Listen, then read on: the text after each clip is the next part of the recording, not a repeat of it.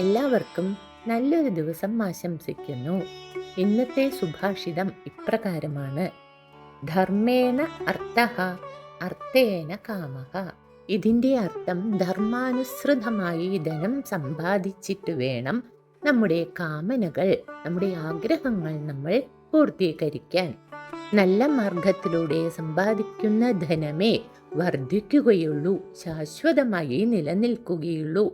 ഈ ധനം കൊണ്ട് നമ്മൾ നമ്മുടെ ആഗ്രഹങ്ങൾ നിറവേറ്റിയാൽ അത് നമ്മുടെ നന്മയ്ക്കായി തീരും. അധർമ്മ മാർഗത്തിലൂടെ സമ്പാദിക്കുന്ന ധനം കൊണ്ട് ഒരാൾ നാശത്തിലേക്കാണ് നീങ്ങിക്കൊണ്ടിരിക്കുക.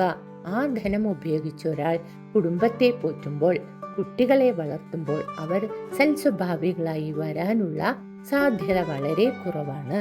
അതുകൊണ്ട് എല്ലാവരും ധർമാധിഷ്ഠിതമായി ജീവിച്ച് അതേ പ്രകാരം അർത്ഥം സമ്പാദിക്കണം.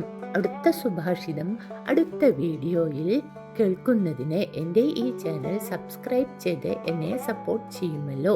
ഈ ചാനലിലൂടെ ഞാൻ ഹിന്ദുക്കൾ അറിയേണ്ട പുരാണ കഥകളും നാമജപങ്ങളും സ്തുതികളും വീഡിയോവായി ചെയ്യുന്നുണ്ട്.